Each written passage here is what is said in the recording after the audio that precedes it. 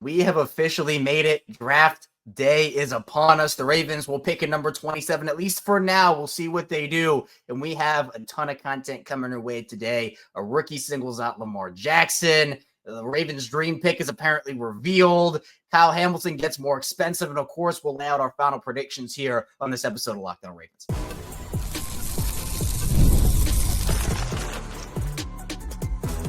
You are Locked On Ravens, your daily Baltimore Ravens podcast. Part of the Locked On Podcast Network, your team every day.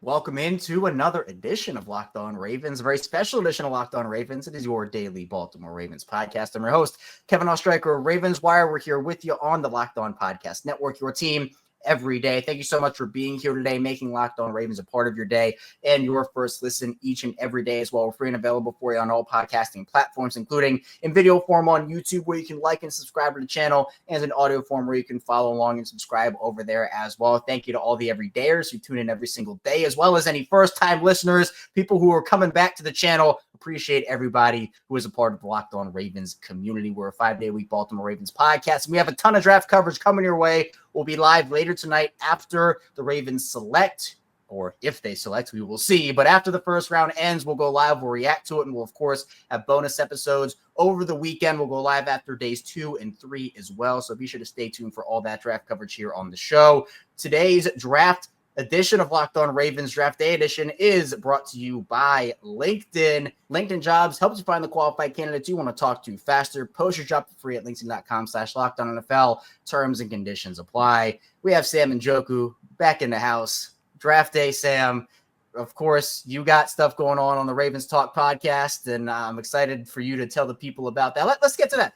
You're doing a live stream for tonight, right? You're going to be live? Yes, we are. We're going to be live tonight, talking all about the Ravens draft and hoping that they make some magic. They've done it time and time again, year after year. I expect this to be no different. Somebody's going to fall to them, and we'll talk all about it on this live stream. All right, so be sure you check out Sam over at the Ravens Talk podcast tonight for a live reaction to everything that goes on. And, of course, hopefully the Ravens pick at 27. But you know what? If they trade back, we got to hope it's a good deal for Baltimore. Shaking your head, though. I know you want them to pick somebody. I know that somebody is Malachi Starks. We're going to get to that in the second part of the show. But in the first part of the show, I want to talk a little bit about the edge position, because that seems to be a position that's getting a lot of buzz for Baltimore as we lead up to the draft tonight. This is a really important draft for Baltimore. So the edge position, we know it. Ofe Owe, and there have been rumblings about him. Is he going to be traded on draft night? We will see. Kyle Van Noy has been good for you over the 2 years he's been in Baltimore, but obviously not a long-term option when you're looking 5 years down the road. You have guys like Donovan Ezeudu, James Pierce, who are getting consideration, but Shemar Stewart is another one of those players. And Shemar Stewart went on NFL Network, had an interview, and he essentially singled out Lamar Jackson. He was asked about a quarterback that he wanted to take down, get in their face, lay on top of them, saying, "Hey, I'm Shemar." He said Lamar Jackson and Patrick Mahomes. Now, there's been a lot of conversation about Lamar, Sam, over the last couple of days, particularly about Jalen Monroe. But Shemar Stewart was asked, could you chase down Lamar? And he took a step back and said, I know I'm fast, but I'm not going to say that when he's got to cut back into me to kind of have a chance. So at least, hey, he acknowledges that, all right, it's not just going to be sunshine or rainbows from day one trying to tackle Lamar Jackson. But you know what? I respect the confidence of Shemar Stewart there. He's one of the guys that has been mocked to Baltimore at times at pick 27. Out of the edge guys, and based off of your scouting, Sam, you watching film, you diving into everything relating to these guys, you know, it'd be funny if Shemar had those comments and then pick 27, Baltimore takes him. He doesn't have a chance to sack Lamar. I guess that would have to be in practice.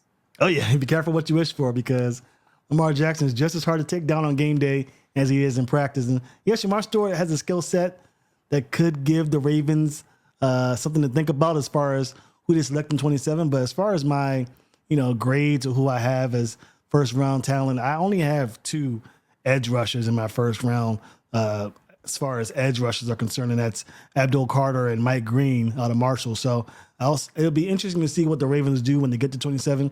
There is a situation that occurs where every player that I like in the first round gets taken before the Ravens have an opportunity at pick 27. In that case, you have a decision to make whether or not you want to spend a late first round pick on a talent that might be considered the early second round grade, somebody like Shemar Stewart, somebody who is raw but does have the skill set and the athleticism to really make a name for himself in the National Football League. So it'll be very interesting to see. If he's a Raven, that'll be very funny for reporters and the players to look back on and say, hey, he talked a little bit of trash. Let's see what he does in practice. But yeah, Shemar Stewart, definitely an amazing talent. A lot of these edge rushers, especially in this tier 2 grouping that I have, are, they have the talent, they have the skill set. They're just more of a project than you'd like coming into this draft. But yeah, he is a beast, along with Raku, James Pierce. Those guys are really adept at getting to the quarterback. Can they do it on the pro level? We'll see. This draft, and you mentioned it, I think to me, it is extremely important. The Ravens do have 11 picks currently. We will see how many they end up with. But when you look at the way this roster is constructed, the contracts that this team has, we know, Sam, that these rookie deals, they're really important. You need guys like Nate Wiggins and Roger Rosengarten on those contracts to produce at high levels for you. I seem to say it every single year, but it feels like this year is just a tad different in terms of just how important it's going to be for Baltimore to ace this draft, because you didn't lose a ton of talent in the offseason. You obviously had a tough loss to Buffalo in the divisional round. I feel like if you can just, again, supplant your roster and supply it with a bunch of young, talented players, adding on to what you have already, again, you're not losing sleep over Brandon Stevens. You're not losing sleep over Patrick McCary, any of the guys they lost. I guess Michael Pierce would be the only one maybe you are. Feels like they have a chance to really not only ace this thing, but put the final pieces together to hopefully go on a Super Bowl run here. Very well said. I think I mentioned this on my show. The Ravens are one of the few teams where this draft is setting up perfectly for them. They don't have to hit a home run. You don't need a Hall of Fame player in the first round to legitimize this draft. You have a Hall of Fame quarterback. You have a Hall of Fame middle linebacker in Roquan Smith. You have what looks like to be perhaps a Hall of Fame safety in Kyle Hamilton. You got depth at corner with Marlon Humphrey and Nate Wiggins. You don't really need to hit a home run in the first round. You just need to get some depth, get some talent, get some youth injected in these position groups. That's why edge rusher is such an important group to be talking about, because, again, Odafe Oweh last year of his deal, Kavanaugh in the tail end of his career. You want to try and use this opportunity where you don't have a huge hole. You can put in an edge rusher, train him up for a year, get a guy raw like Shemar Stewart, have your coaching staff build him up, and then in 2026, when Odafe Oweh perhaps goes on to another team, or Kavanaugh, hangs it up, you have a guy that can come in and not miss a beat, and your pass rush is still elite. So, yeah, this is a great opportunity for a team like the Ravens, maybe even a team like the Eagles, who's already, championship ready, to really bolster their offense or bolster their defense and come on 2025 swinging. I agree with you. And the way that you said is setting up perfectly. The reasons that you talked about 1000%. And I know it's stuff you and I have talked about, you yourself talked about on your show. It's just a matter of, Baltimore's not pigeonholed into any one position. They can take a guy that they truly feel can be a game changer, and they don't have to pass up on that guy for a position because they feel like they need the position more. That's why Baltimore's been able to get so many great talents in the building over the last, however far back you want to go in terms of their draft history. It's just what they do. But another reason, Sam, why I think it's setting up so perfectly is all the quarterback buzz that we are getting here over the last couple of days indicate that, my prediction was 4 quarterbacks in the first round. We could see 5 taken before 27 at this point, with teams potentially trading up, other teams getting nervous about other teams taking quarterbacks. If there are 5 quarterbacks taken before 27, that is the perfect situation for Baltimore, because it pushes guys down the board. And it's guys that Baltimore actually wants. Baltimore doesn't want Tyler Shuck. They don't want Shitter Sanders. They don't want any of those guys. They want an edge. They want a safety. They want a corner, like stuff that you just talked about. That, to me, is why this buzz that we're getting here, and there's a lot of it coming out of a lot of different places about how this draft could go. If you look at these quarterback class and you have even 4 of those guys go before 27, I think Baltimore's jumping for joy in their war room, because it means that, hey, maybe a guy that you're expecting to get taken at 24 all of a sudden gets pushed down to 27. You don't have to lift a finger. That guy just falls to you. Yeah, it's insane to think about. I mean, we're at the draft deadline. We're here. A lot of these teams are really thinking about what they're going to do. The New York Giants could trade back up into the first round. The Browns, we talked about trading up to the first round. The Steelers need a quarterback. There's all these teams, the 49ers, trying to get a contract done with Brock Purdy, may decide, hey, we need to go ahead and trade up and get a quarterback like Shedeur Sanders and really force Brock Purdy out of there if they're not agreeing to the terms of their contract. So, yeah, there's a lot of opportunity for teams like the Ravens, especially to sit there and let the beautiful all pros fall to you like you've done every year since your existence, it feels like. So yeah, this is a chance. Go ahead. You want to reach for Jackson Dart? Go for it. If you want Shedeur Sanders early in the first round, go for it. You're just giving the Ravens another opportunity to get an inside offensive line, interior offensive line, to get a safety, to get a corner, to get an edge rusher, interior defensive lineman. I mean, yeah, so many positions the Ravens can choose from, and they're just going to fall that to their lap in 27. So I'm sure that's what the Ravens are hoping for. We'll see what happens tonight. I'm excited. It's you said tonight, and I was like, whoa, we're here. We're really here. We're really on draft day. We're doing it. And the other thing about it too, look, I know you were shaking your head when I said trade down, but I want to bring the conversation up because it relates back to what we're talking about here and how this is setting up so perfectly for Baltimore. Honestly, it all has a trickle down effect too. Like day one is setting up great. If day one goes great, then day two has another whole bunch of possibilities where that also goes great because, again, guys just keep trickling down the draft board. They keep getting pushed down, and all of a sudden you're in the second round at 50, 59, I think is what they have or something along those lines. Yeah. That pick goes, and you have a guy that, this guy wasn't supposed to be here, and here he is because quarterbacks are going, tight ends are going, maybe running backs. It's a deep running back class. Baltimore doesn't need a running back in the second round. I know you're a big Ashton Genty guy, but again, we got like top 5 conversations about Ashton Genty at this point, so not sure that's going to be a thing. There's so much draft buzz going on right now, especially as we count down the hours until the 2025 draft officially kicks off. So coming up, we'll be talking about the Ravens' dream pick being revealed, and if it actually is their dream pick or if the Ravens are just throwing smoke screens out there. So be sure to stay tuned. A lot coming your way on Locked On Ravens. First, the show is brought to you by Monarch Money. Ever check your bank account and wonder where'd all my money go between dining out, online shopping, and entertainment? It's easy to lose track. That's where Monarch Money comes in, your personal CFO, giving you full visibility and control over your finances. Monarch Money isn't just a budgeting app. It's a complete financial command center. You can track all your accounts, investments, and spending in one place. So you stop just managing your money and start building wealth. Instead of juggling multiple apps, you can use Monarch to check your finances, track spending, and even plan long-term goals. You can manage your money with your partner, and it's smoother than ever to do it. You can track shared personal accounts as well. You can set goals and stay on the same page without the stress. Take control of your finances with Monarch Money. Use code LOCKEDONNFL at monarchmoney.com for 50% off your first year. That's monarchmoney.com. Code LOCKEDONNFL for half off your first year. Again, use code LOCKEDONNFL at monarchmoney.com for 50% off your first year. That's monarchmoney.com. Code LOCKEDONNFL for half off your first year. And the show is brought to you by Gametime. There's nothing like the atmosphere of an NBA playoff game. Every bucket, every defensive stop, every moment feels huge. It's electric in the arena, and with Gametime, you can be a part of it without the stress of last-minute ticket hunting. Gametime makes it fast and easy to get playoff tickets, even when demand is sky high. Prices on the app actually go down as tip-off gets closer, and their last-minute deals can save you up to 60%. Now, here's why I use Gametime. They have last-minute deals that allow you to save up to 60% off buying last-minute tickets for sports, concerts, comedy, theater, and more. And the all-in pricing means there are no surprise fees at checkout, and what you see is what you pay. So you can take the guesswork out of buying tickets with Gametime. Download the Gametime app, create an account, use code LOCKEDONNFL for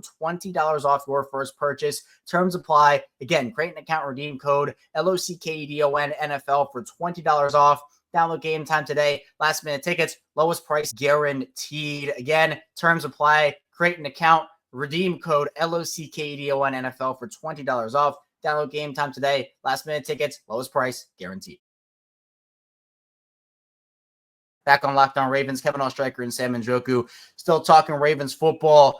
Sam, the way that the draft starts to move super quickly, and you hear buzz here and there throughout the couple months leading up to it, but then it gets to the last couple days, and all of a sudden you hear this report here, that report there, people talking here. The big thing that is being reported now for Baltimore, Matt Miller did his for ESPN, his final mock draft. He predicted the first 32 picks, and he had the Ravens taking Malachi Starks at number 27. I know Malachi Starks is your guy. You're probably jumping for joy about that. Now, what Matt Miller said, he said, quote, Starks is Baltimore's dream pick, according to conversations with multiple scouts around the league. His ability to play multiple positions at a high level would allow the Ravens to keep Kyle Hamilton in a deep safety role, which is something they want to do.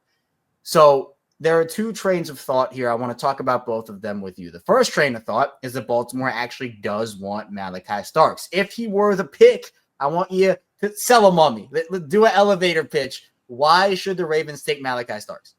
he just seems like a Raven. I mean, I know that's cliche to say, but he just seems like a Raven. He has the leadership. He has the pedigree coming from Georgia. He just has a great skill set, very smooth when it comes to attacking the football. Almost, I mean, I hate to use Ed Reed as an example, but he's just very good at anticipating routes and where the football is going.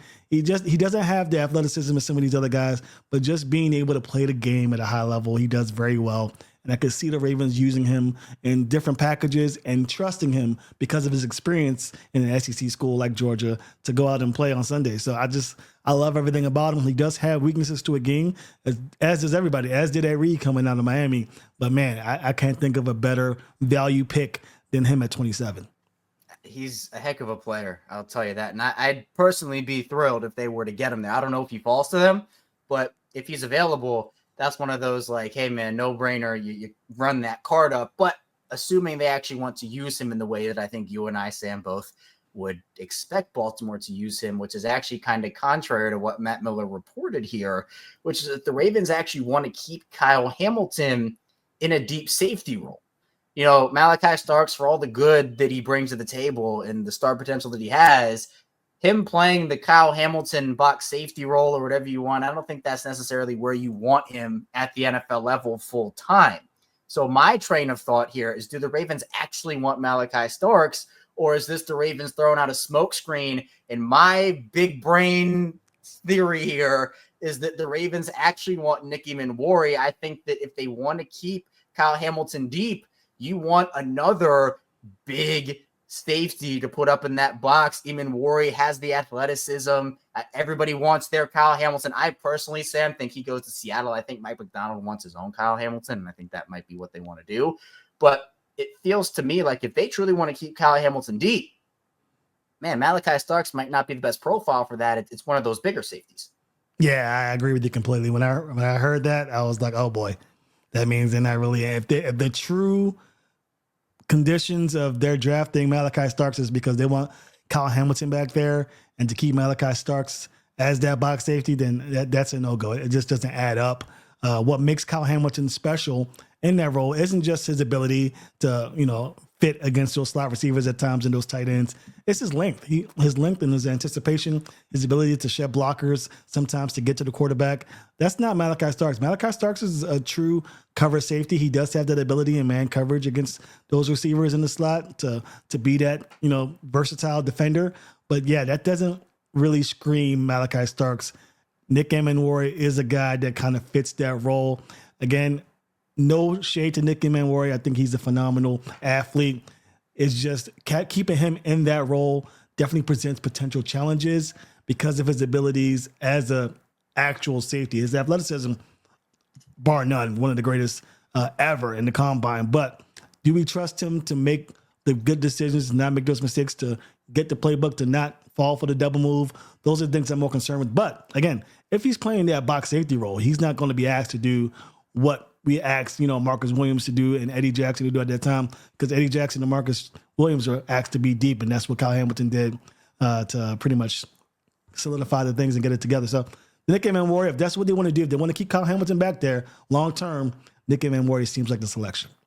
I think that would be the smart play. And again, I don't hate Baltimore keeping Hamilton back there as long as they have another player like Manwari that they can plug in and have that versatility. Because we saw the defense, yes, you're exactly right. It transformed. Marcus Williams, Eddie Jackson, it wasn't working. They went to something different. It worked, but they did that out of not just, hey, we want to experiment. It's like, we have to do this or the season's over. That essentially is what they wanted. They had to do it or else it wasn't going anywhere. So now that they have an opportunity to think about it, they have the tape from last season. And if they truly do feel like, hey, Hamilton being deep is our best shot, having another versatile piece like Manwari that can go out there and produce for you and be that. Look, I mean, he had one of the best combines we've ever seen for a player out of his size, and having that alongside with some of the other traits that he brings to the table. If Hamilton's deep, I think Manwari is the pick. If you want to move Hamilton back up, I think Malachi Starks probably makes more sense. So it is, I think, condition-based based off what Baltimore actually wants to do. What else is condition-based? It's Kyle Hamilton's contract, whatever that's going to be next. And the conditions are how many safeties get paid before him. And another one just got paid. Kirby Joseph of Detroit gets an absolute monster of a contract from the Lions. I mean, again, certainly deserved. And I know the Ravens are currently, I guess, waiting to announce what they're going to do with Kyle Hamilton's 5th-year option. Spoiler alert, I think it's pretty likely that that one gets picked up. 4-year deal, $86 million extension for Kerby Joseph in Detroit. It's $21.5 million per season. It makes him the highest paid safety in NFL history. Sam, a lot of people are pretty upset about this in Baltimore because it means that Hamilton's price going up. It's going up. What's kind of your thought process on when the Ravens need to get, not even Hamilton, but Tyler Linderbaum, these deals? I mean, you'd assume both of them are going to stay long-term. It'd be pretty disastrous if they let either one of them walk. But with this Kerby Joseph deal, it's like, man, they're waiting on it. And as more guys get paid, it's like Lamar's situation a couple years ago. With every quarterback that gets paid, Lamar's price goes up. It's the exact same thing with Kyle Hamilton. Yeah, and I'm glad you mentioned Lamar because I think he's the holdup. Get this guy extended, get some cap space, and now you're able to make these moves and really give yourself some freedom to sign these guys to long-term deals, that being Kyle Hamilton and Tyler Linderbaum. As far as the contract, I'm not too concerned with it. The game's the game. We know that Kyle Hamilton is going to be the highest paid safety in the league. How much higher? Depends. These other safeties are getting these contracts. Of course, the price is going to go up, but not too concerned. Kyle Hamilton deserves it. We all know Kyle Hamilton is the best safety in the league right now. He's going to get paid appropriately. It's just a matter of time. I think Ravens fans, front office, we all know Kyle Hamilton knows he's going to be a Raven for a long time. They're not going to let him out of his sight. Tyler Linderbaum's situation is a little different considering what his contract may look like if they were to extend his option for a 5th year.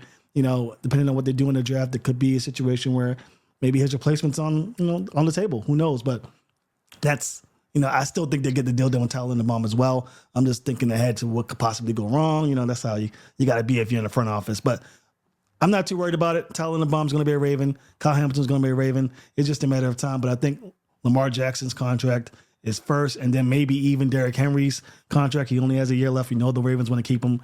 We know Henry wants to be there. So, this is why the Ravens don't have too much to worry about as far as the draft right now, because they have these guys in the last year of their contract. Isaiah Likely, Mark Andrews, Charlie Kolar.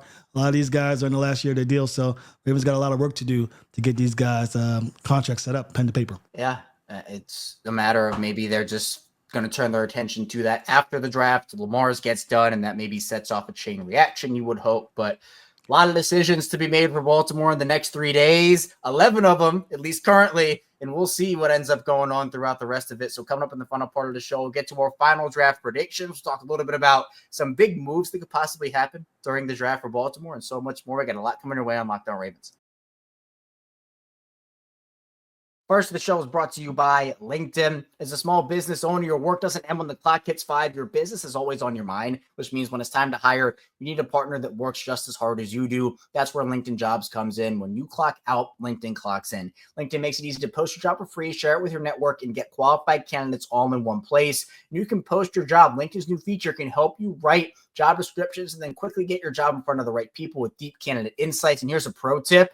Add the hashtag hiring frame to your profile picture to double your reach to qualified candidates. No wonder 72% of small businesses say LinkedIn helps them find high quality hires. And LinkedIn is the place to go for all of your job and hiring needs. So you can post your job for free at linkedin.com/LockedOnNFL. That's linkedin.com/LockedOnNFL to post your job for free. Terms and conditions apply. Again, post your job for free at linkedin.com/LockedOnNFL. That is linkedin.com/LockedOnNFL to post your job for free. Terms and conditions apply.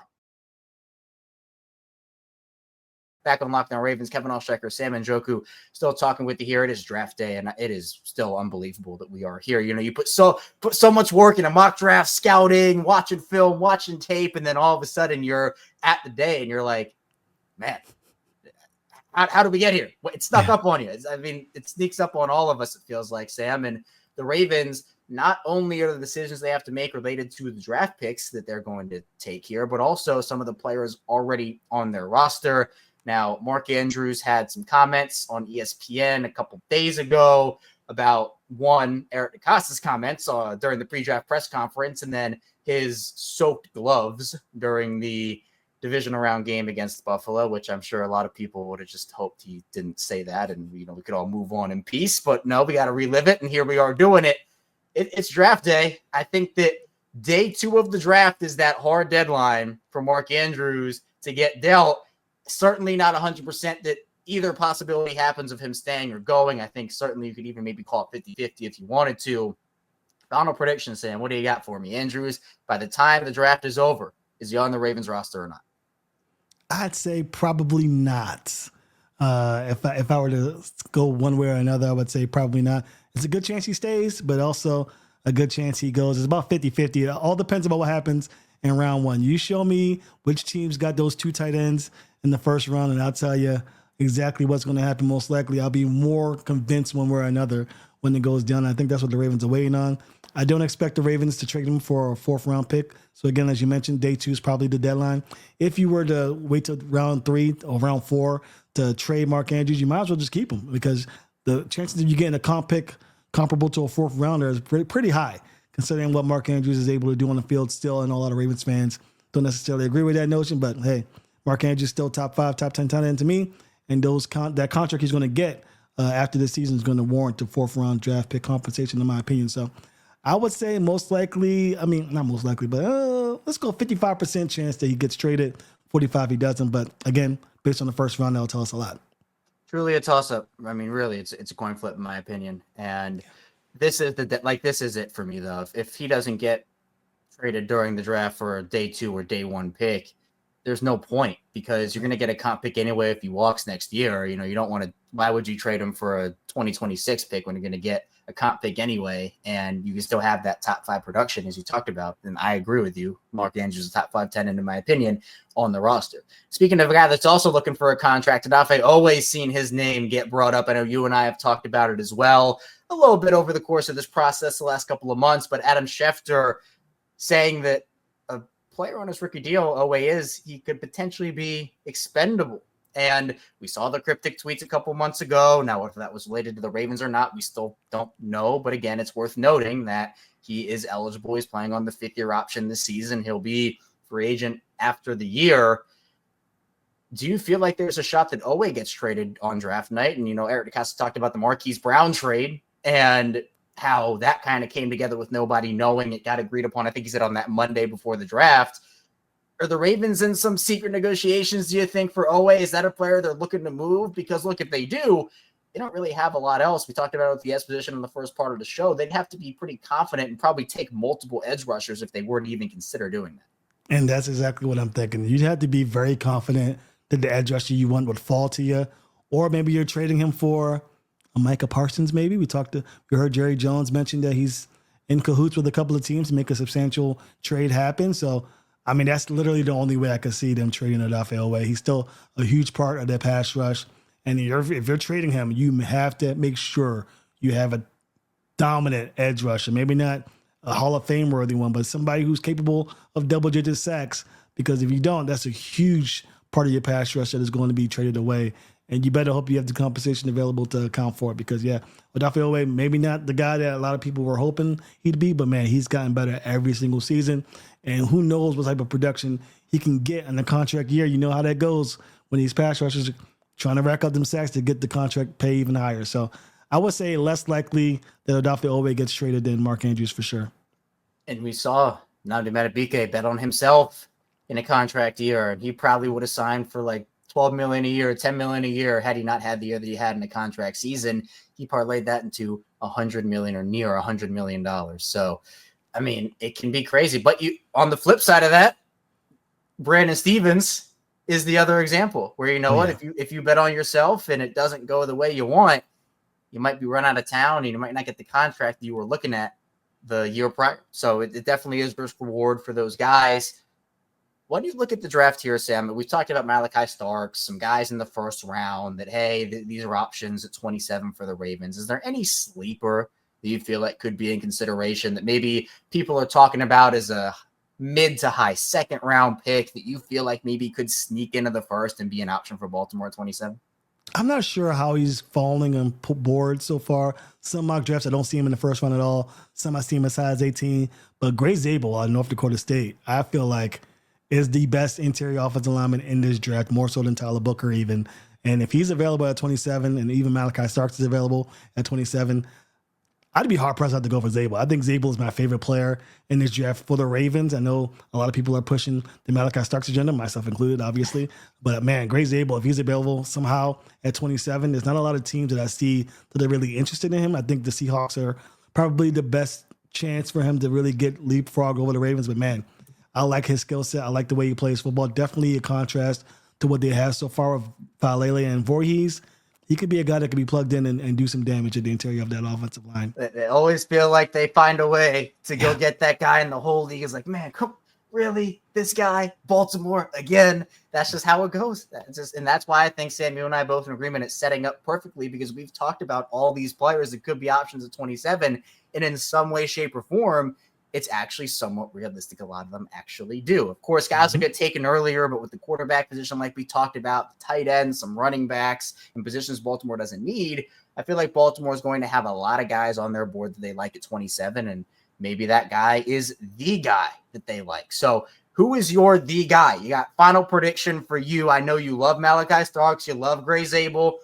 At 27, we're going to assume for your sake they're going to stay there. We're not going to hurt you with any trade backs in this scenario. Assuming they stay at 27, you're going to go with one of your guys as your official prediction, or are you going off the grid and picking somebody else? I'm going to go Gray Zabel. I have talked myself into it over the last week. I think Malachi Starks is a luxury pick. I mean, definitely a need for them if they want to be the defense they once were. But I look at the film from the interior of the offensive line throughout the season, even as late as the divisional round, and you keep seeing these mistakes pop up. Zabel locks in a position at your offensive line, and he becomes perhaps your best pass protector day one coming out the gate just because of his skill set, what he's able to do. What I saw from him in the Senior Bowl was just phenomenal. I know he's going from an FCS school to the best team in the AFC most likely, but I still like his skill set enough where I'm willing to take that chance with him. I would love for them to fix this offensive line. Not a fan of Tyler Booker. I would not want them to pick up Tyler Booker in the first round. If he falls to the second round, then maybe. But I think I like the evolution of this offense. As this offense progresses year after year, there's certain things that they're asking the interior of the offensive line to do, and maneuverability is a big part of that. So I'm not sure that Tyler Booker's that guy. 2 years ago, yes, Tyler Booker's the mauler. He could be a guy, power run game, just come at you. Sure, I'm sure Derrick Henry will love that, but if this offense wants to take that next step, I think you need some more athleticism at the interior of your offensive line, and Zabel just fits that perfectly. Yeah, I mean, it seems like a very Ravens pick. I'll be honest with you. It seems like someone that Baltimore really does like, and, you know, if that's the guy they go with, I wouldn't be mad at it. I'm going to go with someone we haven't necessarily mentioned a ton. We mentioned him briefly earlier. I'm going to go Donovan Ezeudu. That's going to be my pick, my prediction. Not a great early down player right now, but you do have Atavius Robinson, so you don't have to necessarily thrust him into a role he's not familiar with early. He has the production, obviously, from last season, led the conference in both sacks and tackles for loss. Someone that I think, again, the S position, you just don't really have a lot right now outside of Van Noy and Owe. And again, unless you're making a trade for Micah Parsons, I think taking a swing on a guy like Ezeudu, who the no college production thing was an Owe thing. And I think they want to maybe switch that up. And look, Owe, again, has turned out fine. You know, he's not the most consistent player. He'll disappear for a month and then come back with 3 sacks the next game. But he still gives you a lot. Van Noy gives you a lot. I think adding Ezeudu to your pass rushing rotation alongside Atavius Robinson, I think that'd be pretty solid for him. So, look, it just speaks to Sam how many ways they could go. Zabel, Starks, Seaman Ward, Ezeudu, Stewart, everybody's available. Everybody could be an option, and we'll see how it unfolds. But, Sam, I appreciate you as always. Thanks for hopping on. I know you're going to be live. You mentioned that earlier. You're going to be live tonight for the draft. What else do you got going on? Well, a new episode of the podcast just released yesterday, so go ahead and check it out. We talk about, you know, the preview of the draft, some things that can happen, a lot of things that we talked about on this show, we talk about on the Ravens Talk podcast. You can follow us on YouTube, Twitter, Instagram. We talk Ravens football 24/7, and I'm sure we'll have fans having a lot to say about the Ravens selection at 27. Should be a good time. Oh, yeah, you know it will be. So be sure you tap in with Sam during the draft to react to everything that's going on there. And, of course, you can then find us live after the first round talking about what the Ravens did or maybe even didn't do in the first rounds. And, of course, we'll have content for you throughout the weekend. We'll have live shows after day 1, day 2, and day 3 of the draft, recapping everything. We'll have bonus episodes on Saturday and Sunday, as well as our regularly scheduled Friday programming, too. Sam, always appreciate you hopping on. And thank you to everybody for tuning in, watching, listening to Locked On Ravens today. see you back here later tonight. We'll be talking Ravens. It'll be a late night live because, of course, that draft goes late into the night. So be sure you stay tuned, like and subscribe in video form, follow along in audio form, and I'll see you right back here soon on Locked On Ravens.